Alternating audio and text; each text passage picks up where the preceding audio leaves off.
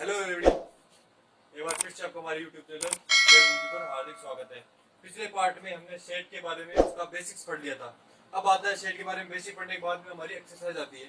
तो हम आज बात करेंगे एक्सरसाइज 1.1 की। तो शुरू करते हैं। एक्सरसाइज 1.1 का फर्स्ट क्वेश्चन है। फर्स्ट क्वेश्चन में दिया गया है हमारे को कि ये तो मैं यहाँ पे निम्नलिखित में कौन से समुच्चय है, अपने उत्तर का औचित्य भी दीजिए। हमें क्वेश्चन दिए गए 9 पार्ट हैं, उनको बताना है कि कौन से सेट हैं और कौन से नहीं, और उनके बारे में बताना है कि क्यों नहीं है। तो अगर पहला क्वेश्चन है, जे अक्षर से प्रारंभ होने वाले वर्ष के सभी महीनों का संग्रह।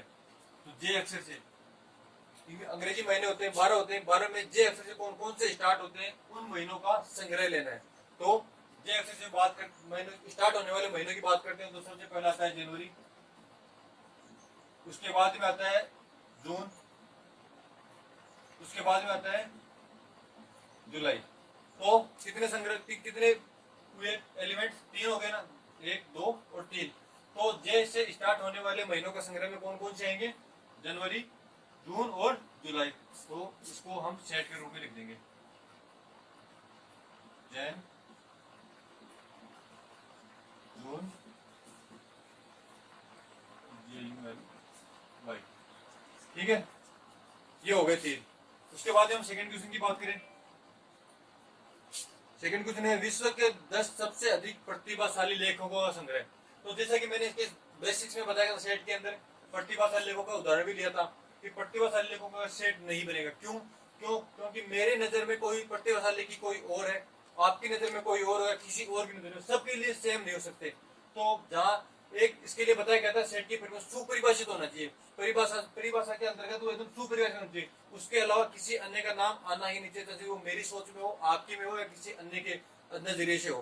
ठीक है, तो 10 प्रतिभाशाली लेखकों का नाम सेट के अंतर्गत नहीं आएगा और ये सेट नहीं है। इसके औचित्य में भी आप यही लिखेंगे कि किसी मेरे नजरिए में अगर सेट के अंतर्गत 10 प्रतिभाशाली लेखक कोई और है, किसी अन्य की नजर में कोई और है, तो ये सेट के अंतर्गत नहीं आता, था ये सुपरिभाषित नहीं है, या इसको ऐसे बोले ये नॉट डिफाइंड सेट है।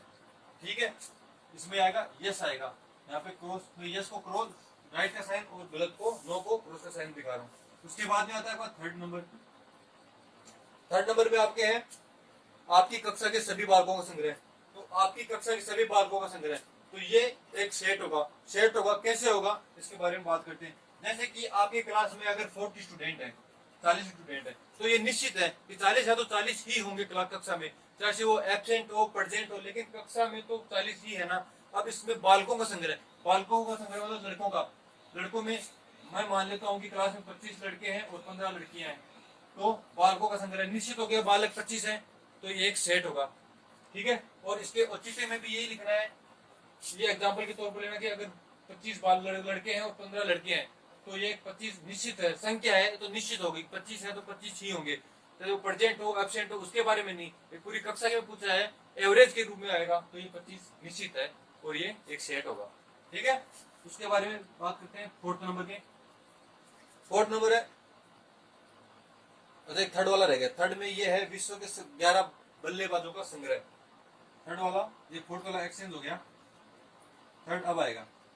थर्ड में ये है कि सर्वश्रेष्ठ 11 बल्लेबाजों का संग्रह। ये मैंने पहले एग्जांपल में अभिनेताओं के तौर पर बताया, तो उसी प्रकार हम ले लेते हैं बल्लेबाजों के संग्रह के अंदर भी वो ही एग्जांपल लेते हैं। जैसे मैंने अभिनेताओं का बताया कि टीम में 11 खिलाड़ी होते हैं, ये तो सेट है कि टीम के 11 खिलाड़ी, ठीक है, लेकिन कौन कौन से बल्लेबाजों के बारे में बात किया है, तो बल्लेबाज अलग अलग हो सकते हैं, तो ये सेट नहीं होगा। बल्लेबाज अलग अलग कैसे हो सकते हैं? जैसे मेरे को रोहित शर्मा पसंद है, महेंद्र सिंह धोनी पसंद है, यहाँ की बात करूँ इंडिया की, किसी को सचिन तेंदुलकर पसंद है, किसी को विराट कोहली पसंद है।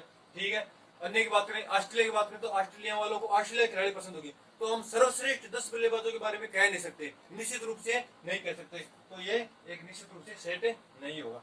थर्ड हो गया। फोर्थ पहले बता दिया। अब है फिफ्थ नंबर का। फिफ्थ नंबर का क्वेश्चन है, 100 से कम सभी प्राकृत संख्याओं का संग्रह। 100 से कम, अब लेते हैं फिफ्थ वाला, इधर समझाता हूं मैं। 100 से कम सभी प्राकृत संख्याओं का समय। प्राकृत संख्या मैंने बताया, प्राकृत संख्या कौन सी होती है? 1 से लेकर के 100 तक की, 2 3 4 और 100। तो ये एक तरह से निश्चित है, 1 से 100 तक की 100 की संख्या पूरी पूरी आएंगी, 1 से लेकर 100 तक की सारी संख्या आएंगी, तो ये एक निश्चित है, सुपरिभाषित है। क्योंकि इसके बाहर के कोई अन्य अवयव चेंज नहीं हो सकते। ये हमारे नजरिए से ये आप देखोगे तो 1 से 100 तक की प्राकृत संख्याओं में ये है कि अगर आपको प्राकृत संख्याओं की परिभाषा आती है तो, और कहीं भी बाहर भी किसी से पूछेंगे किसी विदेश में भी तो यही चलता है। नेचुरल संख्या में ये 1 से 100 तक की प्राकृत संख्या में सिर्फ यही संख्या आएगी, तो अतः ये सेट होगा। उसके बाद में 6 नंबर से है लेखक प्रेमचंद द्वारा लिखित उपन्यासों का संग्रह। ये 6 नंबर का आएगा, लेखक प्रेमचंद द्वारा लिखित उपन्यासों का संग्रह। उपन्यासों का संग्रह मतलब लेखक मुंशी प्रेमचंद, तो मुंशी प्रेमचंद ने कितने लेख लिखे या कितने अपने संग्रह में कितनी पुस्तकें लिखी उनका संग्रह, तो वो तो निश्चित है। जैसे अपने ये बुक की बात करेंगे, बुक में कितने अध्याय हैं, तो बुक में 16 अध्याय हैं, ये निश्चित है। तो मुंशी प्रेमचंद ने 10 किताबें लिखी, 15 किताबें लिखी, 100 किताबें लिखी, वो एक निश्चित है, संख्या है, तो निश्चित होगा। तो ये भी एक सेट होगा, ठीक है। और चीते में जो मैं आपको समझा रहा हूँ वही लिख सकते हैं, क्योंकि मुंशी प्रेमचंद द्वारा लिखी गई किताबों का संग्रह निश्चित है, इसलिए ये सेट होगा। 6 हो गए। अब बात करते हैं 7 नंबर की। 7 नंबर का अपना है सभी सम पूर्णांकों का संग्रह। सभी सम पूर्णांक, सभी पूर्णांक तो हो गए, कौन से होते हैं पूर्णांक, माइनस, जीरो और पॉजिटिव वाली संख्या सभी। तो सम पूर्णांकों का सम संख्या 2, 4, 6 और इस प्रकार से चलती जाएंगी। सम पूर्णांक 0 तो इसमें प्राकृत संख्या में आएगा, ये ना तो सम होता है ना ही विषम होता है, ठीक है। इसी प्रकार -2, -4 और इस प्रकार से इधर की, तो ये भी एक सेट होगा, क्योंकि संख्याओं का संग्रह आ गया वहां पे निश्चित हो जाएगा, ठीक है। तो ये भी एक सेट होगा। 7 के बाद में आता है आपका 8 नंबर का।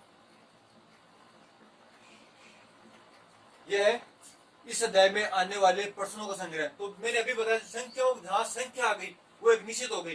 संख्या आ गई 1 से 10 तक की संख्या, तो वो निश्चित है 1 से 10 में 1 से 10 तक की ही संख्या आएंगी। तो जैसे अपने अध्याय में 6 क्वेश्चन है इसमें, तो 6 क्वेश्चन होंगे तो 1 से लेकर 6 तक ये निश्चित हो गया, तो ये भी एक सेट होगा, क्योंकि इसमें संख्या आएगी और वो एक निश्चित होती है। जैसे 1, 2 question, 3 number question, 4 number question, 5 number question, तो ये एक निश्चित है। और 6 नंबर क्वेश्चन, तो ये 6 आगे मतलब 6 ही है। इस अध्याय में 6 क्वेश्चन है तो 6 ही होंगे।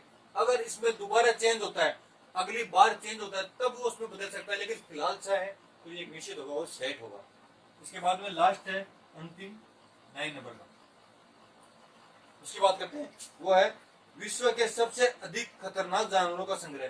तो सबसे अधिक खतरनाक जानवरों का संग्रह, ये भी एक सेट नहीं होगा, क्योंकि इसमें भी डिफाइन नहीं कर सकते। क्योंकि मेरे नजर में खतरनाक जानवर शेर को मानता हूँ, कोई तेंदुए को मानता है, किसी को सांप से डर लगता है तो सांप उसके लिए खतरनाक हो गया, कोई किसी के लिए अन्य बिच्छू है, जहरीला बिच्छू है तो वो खतरनाक हो गया। इसलिए ये इसको अच्छी तरह से सुपरिभाषित नहीं होता है, ये सेट नहीं होगा, ठीक है। क्वेश्चन नंबर 2 की, जो कि अपने सामने लिखा हुआ है, इसमें दिया गया कि हमारे पास एक सेट है जिसमें ये एलिमेंट है 1, 2, 3, 4, 5, 6 और इसमें ये साइन है। इस साइन को बोलते हैं बिलोंग और नॉट बिलोंग। ये वाला है ई की तरह लिखा होता है, या सी, इसके अंदर एक लाइन, ये हो गया बिलोंग, और अगर इसमें हम क्रॉस का साइन लगाते हैं तो ये हो जाता है नॉट बिलोंग का साइन, ठीक है। तो ये हमारे पास 6 अलग अलग क्वेश्चन दिए गए, इनको बताना है कि ये बिलोंग का साइन करता है या नहीं।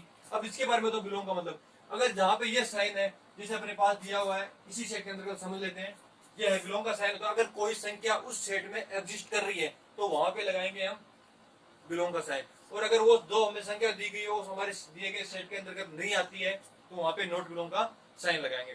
तो ये क्वेश्चन दिए गए, इनके माध्यम से हम समझते हैं। तो यहाँ पे देखते हैं 5 के बारे में बताना है कि 5 ए में बिलोंग कर रहा है या नहीं।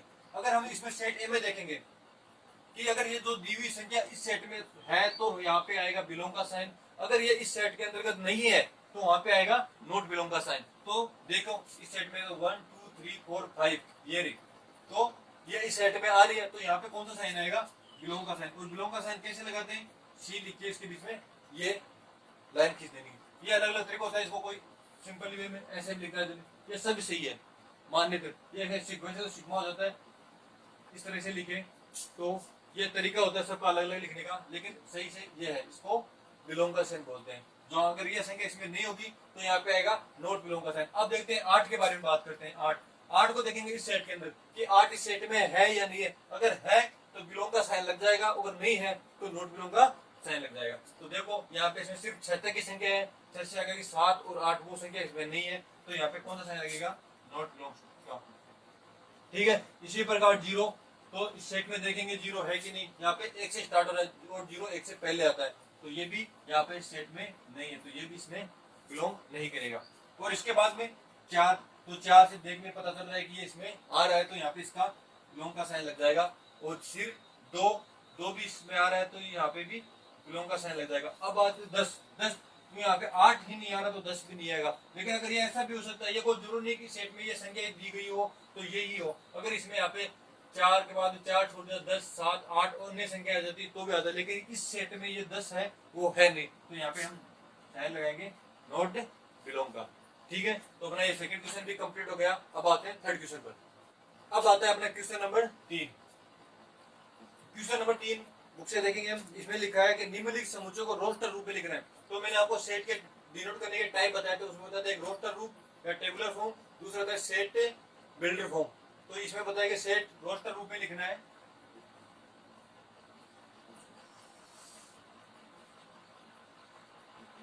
ठीक है, रोस्टर फॉर्म। तो रोस्टर फॉर्म में क्या करेंगे, हम एलिमेंट्स को अलग अलग करके लिखते हैं, एक एक एलिमेंट को लिखते हैं। तो इसमें फर्स्ट देखते हैं थर्ड का क्या बोल रहा है। ये बोल रहा है ए दिया हुआ है सेट कोई, जिसमें अक्स है, अक्स एक पूर्णांक है और -3 और 7 के बीच की कोई संख्या है। अक्स एक पूर्णांक है और इसे दिया गया है कि अक्स की वैल्यू कितनी है, -3x7 ये दिया है। तो इसको रोस्टर रूप में लिखना है। तो पूर्णांक के अंदर कौन कौन संख्या आती है, नेगेटिव और पॉजिटिव संख्या सभी आती है पूर्णांक के अंतर्गत।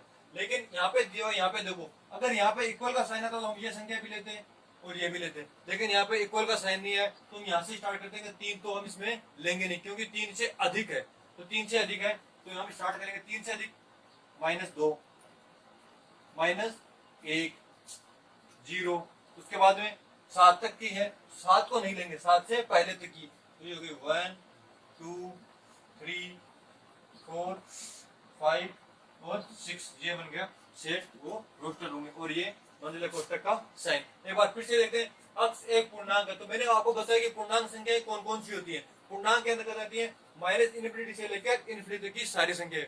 तो यहाँ पे अपने को एक अक्स के लिए कंडीशन और दे रखी है कि अक्स का मान -3 और 7 के मध्य ही है। तो हम अक्स का मान -3 से 7 के मध्य की सभी संख्याएं लेंगे।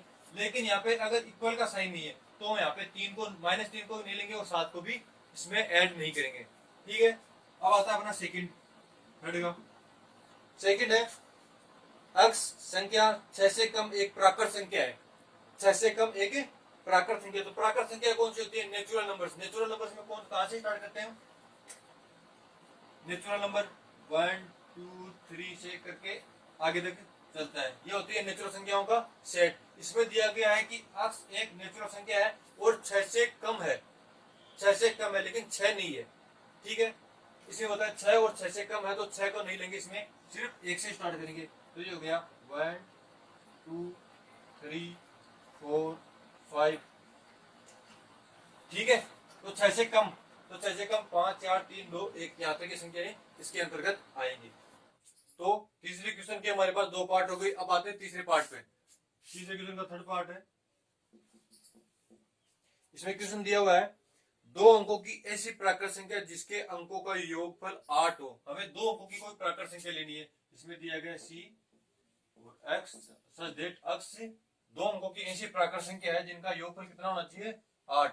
तो अब हम लिखेंगे 2 अंकों की संख्या। तो 2 अंकों की संख्या कहां से स्टार्ट होती है, 10 से आगे की संख्या, 10 से लेकर 99 तक की संख्या कौन सी होती है, 2 अंकों की संख्या होती है। ठीक है, तो 2 अंकों की संख्या 10 से लेकर 98। अब इनमें से हमें ऐसी संख्या उठानी है जिनकी दोनों संख्याओं के दोनों अंकों को आपस में जोड़े तो उनका योग आना चाहिए 8। तो ठीक है, देखते हैं कहां से शुरू करें। सबसे पहले शुरू करते हैं 1 लेते हैं पहले। तो 1 के कितना ऐड करेंगे कि 8 हो जाएगा। तो सबसे पहली संख्या आएगी अपने पास 17। ठीक है, 1 आ गया। अब इसके बाद में लेंगे हम 2 लेते हैं इधर। तो इधर 2 में कितना ऐड करेंगे, तो 26 आ गया। ठीक है, इसी प्रकार 3 5 आ गया। इसी प्रकार 4 आ गया। इसी प्रकार इधर 5 लेंगे तो इधर कौन सा आएगा, 53 आ गया। इसी प्रकार 62 आ गया, 71 आ गया और एक 80 आ गया। ठीक है, तो इन संख्याओं को आपस में योग करेंगे तो इनका योगफल हमेशा 8 ही आएगा। 7 1 8 6 2 8 5 3 8 4 4 8, इनको आपस में योग करेंगे तो हमेशा 8 ही आएगा। अतः ऐसी यह सभी प्राकृत संख्या होती है। प्राकृत संख्या कौन सी होती है? 1 से लेकर इनफाइनाइट तक। ठीक है, तो ये होगी 2 अंकों की ऐसी प्राकृत संख्या है जिनका योग 8 होता है।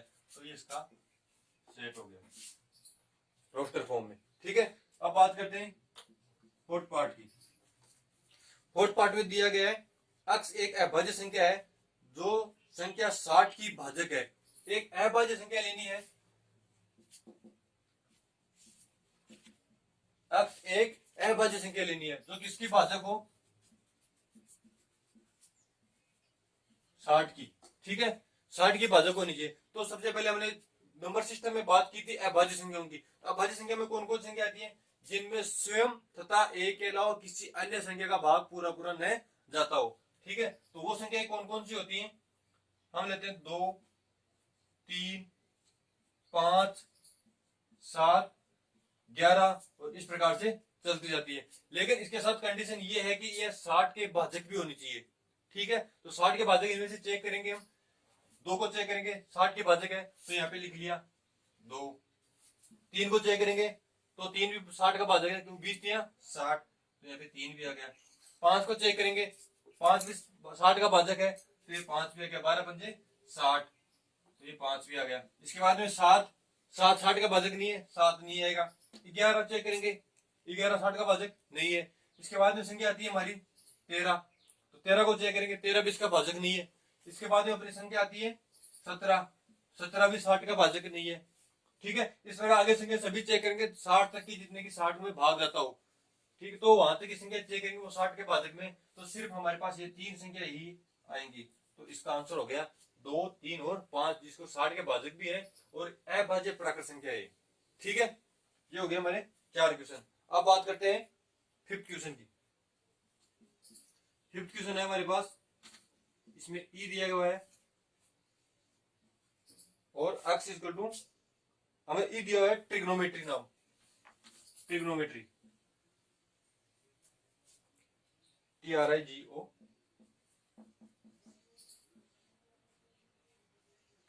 NOMETRY NOMETRY।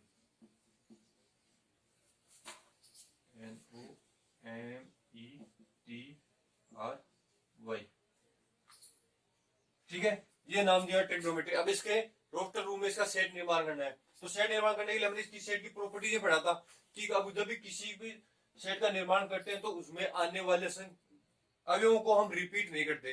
तो हम इनके सभी अवयवों को अलग अलग लिखेंगे, लेकिन जो अवयव 2 बार आ रहा है इसमें उसको हम रिपीट नहीं करेंगे, जिसको सिर्फ एक ही बार लिखेंगे। तो इसका सेट होगा इस प्रकार से, पहले आएगा T, फिर आ गया R, उसके बाद में I, उसके बाद में G, उसके बाद में O, फिर N। ठीक है, फिर ये O दोबारा आ गया, इसको नहीं लिखेंगे। फिर आएगा M, फिर लिखेंगे E। ठीक है, T दोबारा से रिपीट हो रहा है, T दोबारा से रिपीट हो रहा है तो T को वापस नहीं लेंगे। उसके बाद में आएगा R भी पहले रिपीट हो चुका है, इसको भी नहीं लिखेंगे। और उसके बाद में आएगा Y। तो ये हमारा सेट निर्माण हो गया रोस्टर रूम में। ठीक है, अब नेक्स्ट क्वेश्चन की बात करते हैं, क्वेश्चन नंबर 6। तो हमारे 5 पार्ट हो गए। इसके बाद में छठा क्या देगा? इसमें देगा बेटर शब्द के सभी अक्षरों का समूह। जैसे हमने ट्रिग्नोमेट्री के लिए किया उसी प्रकार ये बेटर के लिए होगा। तो इसमें आएगा F इक्वल टू BE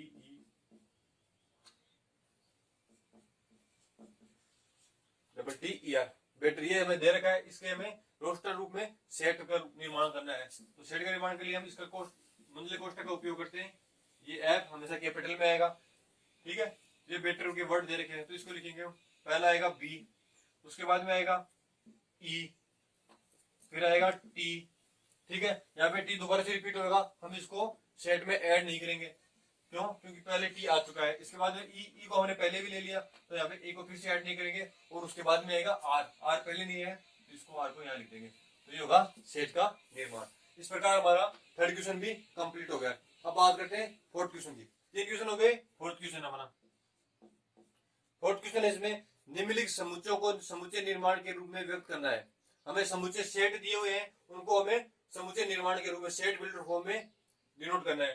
ठीक है, फर्स्ट लेते हैं। फर्स्ट में दिया हुआ हमारे पास 3 6 9 12, 3 6 9 12, 3 6 9 12, ये संख्या दी गई है। अब इनको सेट बिल्डर फॉर्म में बनाना है। सेट बिल्डर फॉर्म में बताया गया था आपको पहले कि अक्ष होगा और अक्ष को विशेषता उसकी परिभाषित करेंगे, अक्ष को कि अक्ष का मान क्या है और सिर्फ अक्ष को लिखेंगे।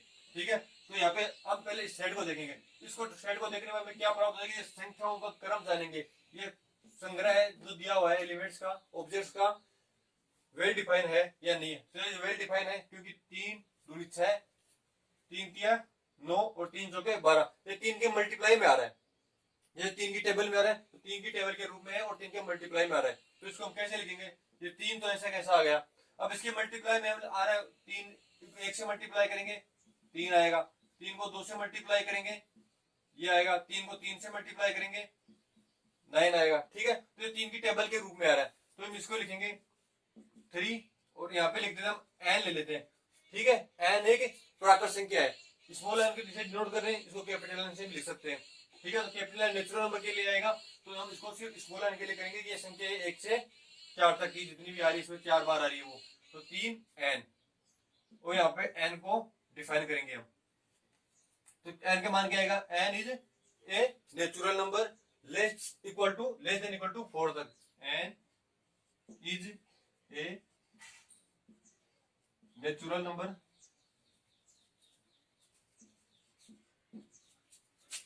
एन का मान क्या है, लेस देन इक्वल टू 4। ये हमारा सेट का निर्माण हो गया। इसको लिख देंगे, इन दोनों लिख देंगे, एन एक प्राकृत संख्या है जिसका मान 4 से कम है। प्राकृत संख्या में 1 से स्टार्ट होता है, 1 2 3 और 4, तो यहाँ पे 3 एकम 3, 3 दूनी 6, 3 तिया 9, 3 चौक 12, 4 तक आ रहा है और यहाँ पे 4 भी आ रहा है, तो यहाँ पे इक्वल का साइन आएगा, तो N equal to less than equal to 4। First question हो गया। अब बात करते हैं सेकंड की। सेकंड वाला है अपना 2 4 8 16 और 32, 2 4 8 16 32 ये है। अब इसको देखेंगे कि ये वेल डिफाइंड सेट है कि नहीं। वेल डिफाइंड सेट है, इसमें एलिमेंट्स की संख्या निश्चित है। ठीक है, अब इसकी बीच में कौन सी प्रॉपर्टी लग रही है, कौन से गुणधर्म से ये एक सेट बन रहा है, इनके बीच में क्या संबंध है, पहले वो संबंध देखेंगे। अब देखो इसमें देखिए 2 दूनी 4, 2 की टेबल आ रही है, तो 2 3 6, 2 की टेबल आती है तो उसमें यहाँ पे 6 आना चाहिए, लेकिन यहाँ पे 8 आ रहा है, तो ये तो होगा नहीं। दूसरा चेक करते हैं, 2 दूनी 4, 4 दूनी 8, 8 दूनी 16, 16 दूनी 32, मतलब कि 2 के क्रम में आगे बढ़ता जा रहा है। तो ये ऐसा हो जाएगा, हम यहाँ देखेंगे 2 का स्क्वायर करेंगे कितना आएगा, 4 आएगा। ठीक है, फिर 2 का क्यूब करेंगे कितना आएगा, 8 आएगा।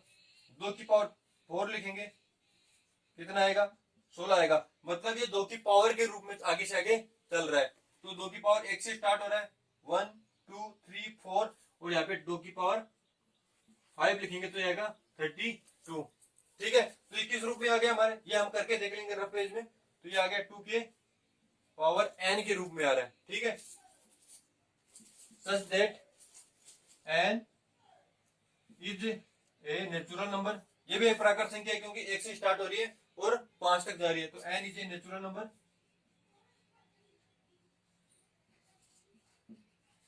और n की मान है वो लेस देन इक्वल टू 5 तक है। तो ये इसका सेट बिल्डर फॉर्म हो गया। इसको b से डिनोट कर देंगे, ये a इक्वल हो जाएगा। ठीक है, फर्स्ट और सेकंड हो गया। अब बात करते हैं हम थर्ड की। ठीक है, थर्ड में वैल्यू दी हुई है हमें 5 25 25 125 और 625। जैसे कि हमने पिछले क्वेश्चन के, अभी हमें देखते हैं पता चल रहा है कि ये प्रथम 25 5 के वर्ग के रूप में आ रहा है। ठीक है, हम इसको सेट को देखेंगे तो हमें देखते हैं, हमें अपने आप पता चल जाएगा कि ये 2 के गुणा में है, भाग में है, योग में है या स्क्वायर के रूप में है। तो ठीक है, अब हम इसके ये देखते हैं 5 का स्क्वायर 25 होता है और फिर 5 का क्यूब होता है वो 125 होता है, 5 की पावर 4 625 होता है। ठीक है, तो इस प्रकार हो गया। तो हम इसको लिखेंगे 5 की पावर n। ठीक है, और सच दैट n क्या है, n is a natural number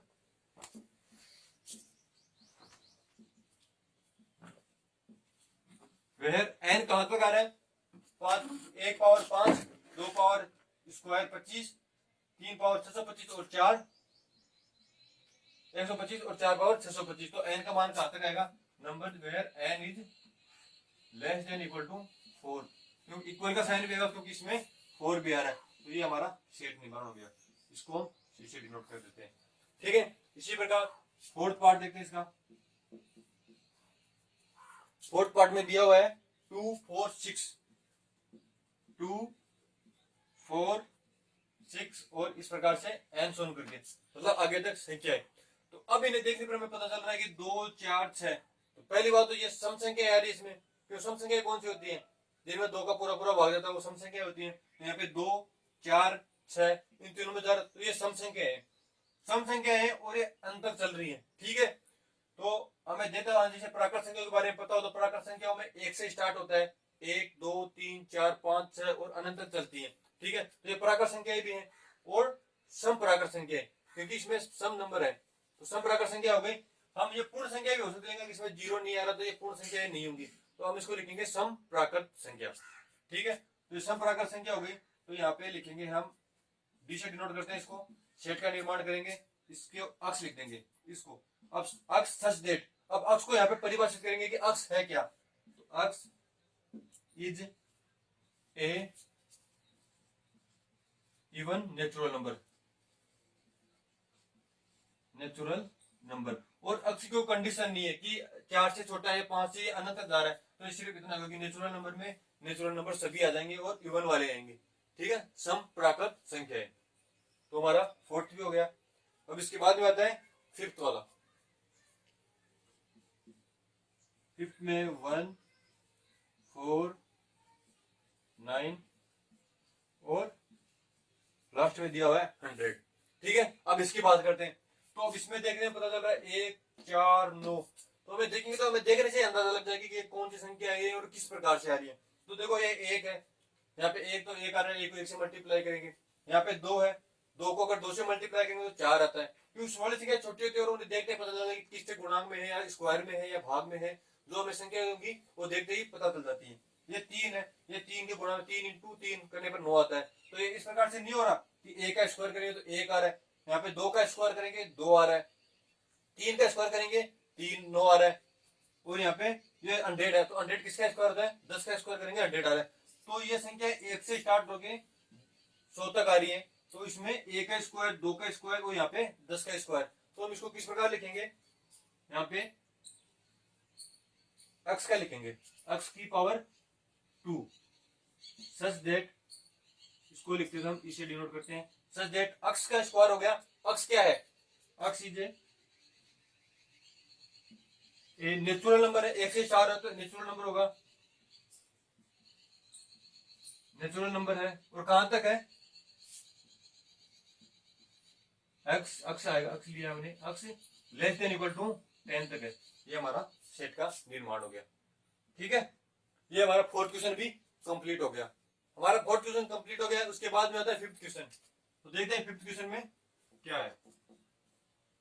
अब ये फर्स्ट एक्सरसाइज है, 1 पॉइंट है, इसमें सब इजी इजी बेसिक से आधार पर क्वेश्चन है और सभी एकदम इजी क्वेश्चन है, आपको देखने में पता भी चल रहा होगा। ठीक है, पांचों क्वेश्चन देखते हैं। निम्नलिखित समुच्चयों के सभी अवयवों सदस्यों को सूचीबद्ध करना। सूचीबद्ध से नाम पता चलता है हमें, सूचीबद्ध या सारणीबद्ध करना। तो रोस्टर फॉर्म में, रोस्टर फॉर्म मतलब इनको अलग अलग करके लिखना है। इसमें अपने सेट बिल्डर फॉर्म दी हुई है, उनको रोस्टर रूप में लिखना है। तो फिफ्थ क्वेश्चन का फर्स्ट देखते हैं। फर्स्ट क्या दिया हुआ है इसमें, इसमें दिया हुआ है ए इक्वल टू यहाँ पे अक्ष सच दैट अक्ष एक विषम प्राकृत संख्या है, x is a odd natural number, odd natural number. X एक विषम प्राकृत संख्या है, ये हमें दिया हुआ है। ठीक है, तो अब देखो विषम प्राकृत संख्या कौन कौन सी होती हैं। तो प्राकृत संख्या पहले तो प्राकृत संख्या होती है 1 2 3 से लेकर इनफिनिट तक होती है। तो ये तो होगी प्राकृत संख्या। अब इनमें से हमें सिर्फ विषम संख्या हटानी है। हमने पिछले क्वेश्चन में देखा था कि हम वहां पे सम प्राकृत संख्या के बारे में लिखा था। तो यहाँ पे विषम है तो हम विषम वाली संख्या को यहाँ पे ऐड करेंगे। 1 2, विषम वाली 2 नहीं आएगा, 3 आएगा, 1 3 5 7 9, इस प्रकार से ये अंत तक चलती जाएंगी। ठीक है, इसमें क्वेश्चन दिया, एक बार फिर से बताता हूँ, क्वेश्चन दिया होता x, जहाँ पे x is a odd natural number, एक विषम प्राकृत संख्या है। तो विषम प्राकृत संख्या का नाम आता है, सबसे पहले हम प्राकृत संख्या के बारे में सोचेंगे कि प्राकृत संख्या कौन सी होती है। तो प्राकृत संख्या कौन सी होती है, जो 1 2 3 4 5 से लेकर एन सोन इनफाइनाइट तक होती है। तो उनमें विषम संख्या छाटनी है, तो विषम संख्या को छाटने के लिए हम इसमें सम संख्या को हटा देंगे, सिर्फ विषम संख्या लिख देंगे। तो यहाँ पे विषम संख्या 1 3 5 7 और 9 से करके एन सोन इनफाइनाइट तक चलती जाएंगी। ठीक है, फर्स्ट क्वेश्चन हो गया। अब बात करते हैं सेकंड क्वेश्चन की। सेकंड क्वेश्चन है अपना, यहाँ पे अक्स दिया हुआ है b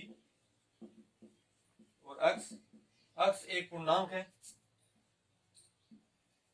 अक्स एक पूर्णांक है, इंटीजर है, इंटीजर है तथा इसमें कंडीशन दे रखी है अक्स के लिए, अक्स का मान है -1/2 से लेके और है 9/2 तक, ये इसमें कंडीशन दे रखी है। तो पूर्णांक संख्या दे रखी है, इसमें पूर्णांक में कौन कौन सी संख्याएं आती है, पूर्णांक का नाम आता है, हमें पूर्णांक संख्याओं के बारे में पता होना चाहिए, हमारे दिमाग में डायरेक्ट होना चाहिए कि पूर्णांक संख्या में कौन कौन सी संख्या आती है। तो पूर्णांक में कौन सी संख्या आती है, प्राकृत संख्या 1 से लेकर n तक, और 0 ऐड आता है, पूर्ण संख्या भी इसमें आती है। पूर्णांक हो गई तो पूर्णांक में नेगेटिव संख्याओं भी हम ऐड करते हैं। तो माइनस इनफाइनाइट से लेकर प्लस इनफाइनाइट तक जितनी भी संख्या आएंगी वो पूर्णांक संख्या आएंगी। ठीक है, तो यहाँ पे -1/2 से, तो -1/2 यहाँ पे हम देखते हैं लगभग होता है 0.5 के लगभग, और ये होता है 9/2 है, तो ये होगा 4.5 तक। ठीक है, तो 0.5, तो पूर्णांक संख्या में 0.5 या बटे वाली संख्या नहीं आती है, सिर्फ पूर्ण संख्या आती है जो पूर्ण हो। ठीक है, तो 0.5 तो यहाँ पे ऐड नहीं करेंगे, लेकिन 0.5 के इस साइड में कौन सा आता है, ये माइनस की है, तो 0.5 के उस साइड में कौन संख्या आती है, उसमें बाद में आता है 0, क्योंकि ये -1 और 0 के बीच की संख्या है 0.5। तो हम कहां से शुरू करेंगे, 0 से, तो इसमें आ गया 0, फिर 0 के बाद में 4.5 तक, ये 4 और 5 के बीच की संख्या है, तो इसको लेंगे नहीं, इससे पहले वाली संख्या की आगे वाली संख्या हम ले नहीं सकते। ठीक है, और ये 9/2 4.5 से कम है, तो 4.5 से 4 कम है, तो हम 4 को भी इसमें शामिल करेंगे, तो ये आएगा 1 2 3 और ये 4। ठीक है, एक बार फिर से देखते हैं ये कैसे आया। यहाँ पे हमें दिया हुआ है अक्स एक पूर्णांक है, तो पूर्णांक का नाम आते ही हमें पता चलता है पूर्णांक में कौन कौन सी संख्याएं आती हैं। तो पूर्णांक में हम ज्ञात करेंगे, पूर्णांक में माइनस से लेकर प्लस इनफिनिटी तक की सभी पूर्ण संख्याएं आती है। ठीक है, अब यहाँ पे हमें अक्स की कंडीशन दी हुई है, जो संख्याएं बटे में नहीं होनी चाहिए, पॉइंट दशमलव का नहीं होनी चाहिए, वो संख्या पूर्णांक संख्या में आती है। अब यहाँ पे अक्स के लिए हमें अलग से कंडीशन भी दी हुई है कि अक्स का मान पूर्णांक तो है लेकिन इन संख्याओं के बीच में है, तो यहाँ पे 1/2 का मान तो 0.5 होता है और 9/2 का मान कितना होता है, 4.5 होता है, तो इनके बीच की संख्या ही हमें लेनी है। तो यहाँ पे 0.5 माइनस का है, तो माइनस के उस साइड में संख्या, जैसे हम नंबर लाइन पर देखते हैं, यहाँ पे 0 होता है, यहाँ पे -1 होता है और यहाँ पे 1 होता है, 2 होता है। ठीक है, इस प्रकार से, तो -1 और 0 के बीच में है 0.5, तो -1 तो आएगा नहीं, 0 आएगा, 0 1 2 3 4 तक लेंगे, 4.5 से आगे की नहीं लेंगे, 4.5 से कम, और 4.5 आएगा नहीं क्योंकि पूर्णांक संख्या नहीं है, तो ये आएगा 0 1 2 3 और 4। ठीक है, तो ठीक है, 5 के 2 पार्ट हो गए। अब बात करते हैं तीसरे पार्ट की। तीसरा क्वेश्चन दिया हुआ है हमें, c इक्वल टू दे रखा है अक्स एक पूर्णांक है, अक्स एक इंटीजर है, पूर्णांक है, और अक्स की हमें कंडीशन दे रखी है कि x square less than equal to 4। तो इसको हमें रोस्टर रूप में या सूचीबद्ध रूप में लिखना है। तो कैसे करेंगे, हम ऐसे पहले सबसे पहले इस कंडीशन को सोल्व करेंगे कि इस कंडीशन का मान क्या आ रहा है, उसके बाद हम देखेंगे पूर्णांक संख्या। तो पूर्णांक संख्या मैंने पिछले क्वेश्चन में बताया, पूर्णांक संख्या कौन सी होती है, -इनफिनिटी से लेकर इनफिनिटी तक की जो संख्या पॉइंटों में नहीं होनी चाहिए, बटे वाली संख्या नहीं होनी, सिर्फ पूर्ण संख्या हो। ठीक है, वो पूर्णांक के अंतर्गत आती है। तो यहाँ पे x स्क्वायर को सोल्व करेंगे, हम यहाँ पे लेस का साइन भागी इक्वल का ले लेते हैं एक बार अपने इसको सोल्व करने के लिए समीकरण को। ठीक है, ये हो गया 4। अब यहाँ से हमें पता है कि x का स्क्वायर उठाते हैं तो इस पर रूट लगता है, या फिर दोनों पर साइड में रूट लगा दिया हमने। ठीक है, दोनों साइड रूट लगा, कोई फर्क नहीं पड़ेगा इस पे और कोई प्रॉब्लम भी नहीं होगी। तो इसका रूट हटाएगा, यहाँ पे तो आ गया x, और यहाँ पे 4 का रूट हटेगा, तो यहाँ पे क्या आएगा, प्लस माइनस का 2। तो यहाँ पे x की वैल्यू क्या आ गई हमारे पास, +2 -2। ठीक है, तो अब हमें यहाँ से अक्स की कंडीशन मिल गई। अक्स की कंडीशन क्या मिली कि अक्स का जो भी मान आएगा वो एक पूर्णांक आएगा, और कहां तक आएगा, -2 से +2 के बीच की जितनी पूर्णांक संख्या है वो इसमें आएंगी। और यहाँ पे इक्वल का साइन है, तो मतलब -2 और +2 भी इसमें ऐड होंगे। तो चलो देखते हैं इसको रोस्टर रूप में। सबसे पहले शुरुआत करते हैं -2 से, क्योंकि टेबल में नेगेटिव संख्या इस साइड से आती है और पॉजिटिव संख्या जीरो लाइन के उस साइड में होती है। तो ये हो गया -2, उसके बाद में आएगा -1, उसके बाद में 0, 1 और 2। ये पॉजिटिव संख्या, पॉजिटिव के साथ प्लस का साइन लगाना अनिवार्य नहीं होता है। ठीक है, तो ये हो गई x square, x less than equal to 4। तो इसकी कंडीशन हमने यहाँ पे सोल्व कर ली। +2 और -2 आया, तो +2 और -2 की जितनी बीच की संख्या है उन दोनों के सहित वो हम यहाँ पे लिख देंगे, और ये इस प्रकार से रोस्टर फॉर्म का निर्माण होता है।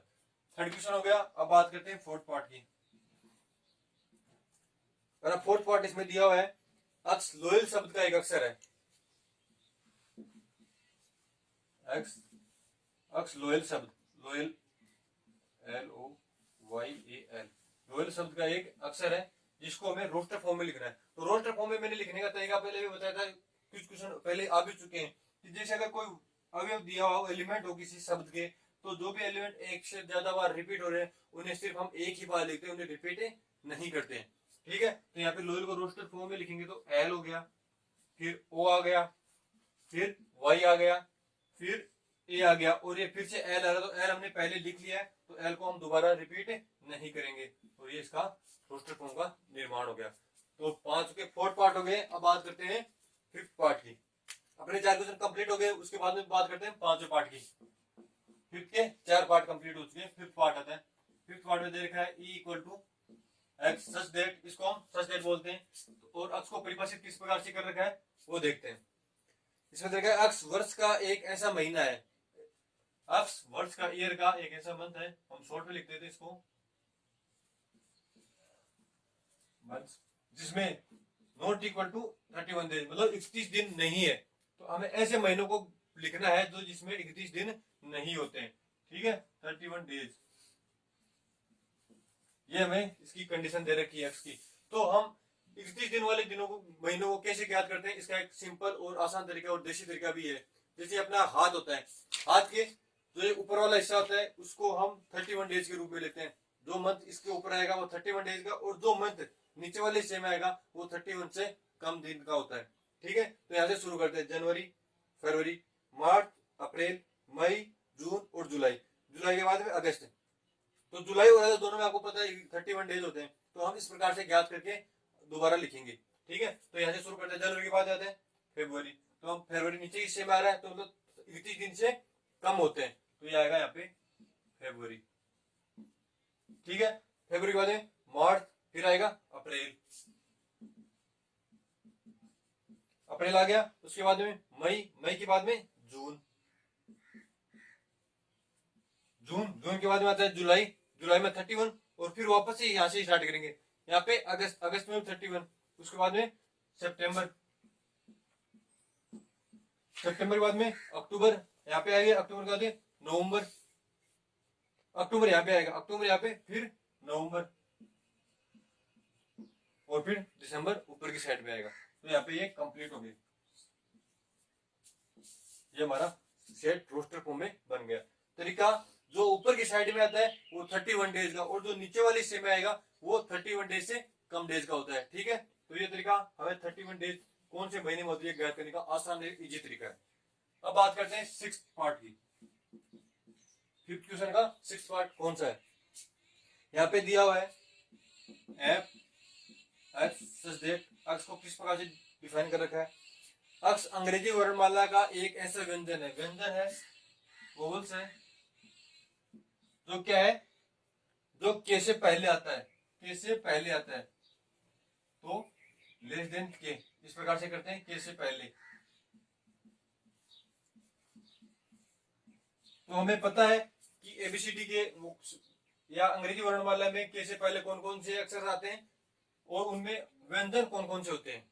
ठीक है, तो व्यंजन में होता है हमें ए, ई, आई, ओ। अब यहाँ पे देखेंगे ओ, तो ओ हमेशा के बाद में के, एल, एम, एन, ओ, क्योंकि बाद में आ रहे तो हम ओ को नहीं लेंगे, ओ से पहले वालों को लेंगे, तो यहाँ से ओ को उठा देंगे। अब आई, आई को चेक करते हैं, GHIJK, के से पहले आ रहा है तो ये व्यंजन हो गया, व्यंजन के से पहले, तो कहां तक हो गया, ये 3 हो गए, ए ई और आई। हमें व्यंजन ही पूछे, वो पूछे थे जो के से पहले आते हैं, तो के से पहले आने वाले व्यंजन कौन से हैं, ए ई और आई है। ठीक है, ये हो गया हमारा 5th क्वेश्चन भी कंप्लीट हो गया। अब बात करते हैं 6th क्वेश्चन की। 6th क्वेश्चन में हमें 4 अलग अलग पार्ट में दे रखा है और इसके सामने हमें मिलान करना है कि कौन से सेट से कौन सा सेट बिल्डर फॉर्म के रूप में, हमें रोस्टर फॉर्म दे रखी है और सेट बिल्डर फॉर्म में आगे दे रखी है, उसमें मिलान करना है कि कौन सा सही है नहीं। तो यहाँ पे हम सभी को एक एक से करके चेक करेंगे। तो सबसे पहले हम देख लेते हैं कि इसमें ये मैथमेटिक्स वाला, ये आसानी से मैच हो जाएगा क्योंकि यहाँ पे मैथमेटिक्स है और जो आगे वाले में जिनमें भी मैथमेटिक्स वाला है पार्ट वो इसमें हो जाएगा। तो इसमें 4th नंबर पर है मैथमेटिक्स वाला, तो 3rd में तो आएगा 4। अब इसके बाद में ये 2 3 रहे, अब यहाँ पे इसकी बात करते हैं क्योंकि इसको हमें देखने पर ऐसा पता चल रहा है क्या, यहाँ पे 1 3 5 7 9 है, तो मैं देखने पर ऐसे पता नहीं चल रहा कि ये एक विषम प्राकृत संख्या है। विषम प्राकृत संख्या है, विषम संख्या आ रही है और प्राकृत भी है, 10 से कम है। ठीक है, तो ये जो भी इसमें विषम प्राकृत संख्या से संबंधित जो भी ऑप्शन होगा वो हम इसके सामने ऐड कर देंगे, और इस प्रकार का ऑप्शन है वो है 2 नंबर का। आप अपनी बुक में देख लीजिएगा, 2 नंबर का ऑप्शन है। अब हमारे पास बचे फर्स्ट और सेकंड, इनको चेक करते हैं। अब यहाँ पे देखने पता चल रहा है 1 2 3 6 है और यहाँ पे 2 3 है। अब यहाँ पे हमारे पास 2 ऑप्शन बचते हैं कि एक तो आ रहा है यहाँ पे हमारे पास अभाज्य संख्या होगा कि अभाज्य संख्या है और 6 का भाजक है, और दूसरा आ रहा है प्राकृत संख्या है और 6 का भाजक है। हमारे पास 2 ऑप्शन बच रहे हैं, तो अभाज्य संख्या इन दोनों में चेक करते हैं। जो अभाज्य संख्या है वो अभाज्य वाले को हो जाएगा, जो बचेगा वो प्राकृत संख्याओं के लिए हो जाएगा। तो यहाँ पे 2 और 3, यहाँ पे 1 2 3 6, तो यहाँ पे ये 1 और 6 ये दोनों प्राकृत संख्या अभाज्य संख्याओं में नहीं आते, तो 2 और 3 वाला अभाज्य संख्याओं में आएगा। तो जो भी ऑप्शन अभाज्य संख्याओं के लिए वो यहाँ पे 2 के सामने आ जाएगा। तो अभाज्य संख्याओं के लिए है फर्स्ट वाला ऑप्शन, तो यहाँ पे फर्स्ट आ जाएगा। तो फर्स्ट आ गया, सेकंड आ गया, 4th आ गया, बचा वो 3rd किसमें, इसमें प्राकृत संख्याओं के रूप में। क्योंकि आपको प्राकृत संख्या भी दी हुई है, तो प्राकृत संख्याओं के बारे में आपको बताया था बेसिक्स के अंदर की नेचुरल नंबर कौन से होते हैं, 1 से स्टार्ट होके इनफाइनाइट तक चलते हैं। दूसरा होता है अभाज्य संख्याओं के बारे में आपको बताया हुआ है, मैथमेटिक्स वाला आप आसानी से कर सकते हैं क्योंकि डायरेक्ट पता चलता है कि मैथ्स की स्पेलिंग कौन सी है। और ये बताया उसके बाद में प्राकृत संख्या और विषम संख्या, तो विषम की संख्या के बारे में आपको पता है और प्राकृत संख्या के बारे में भी आपको पता है जो आपने पीछे पढ़े थे। ठीक है, इस प्रकार से अपनी ये एक्सरसाइज 1.1 कंप्लीट होती है। नेक्स्ट पार्ट में हम एक्सरसाइज 1.2 और उसके बेसिक्स के बारे में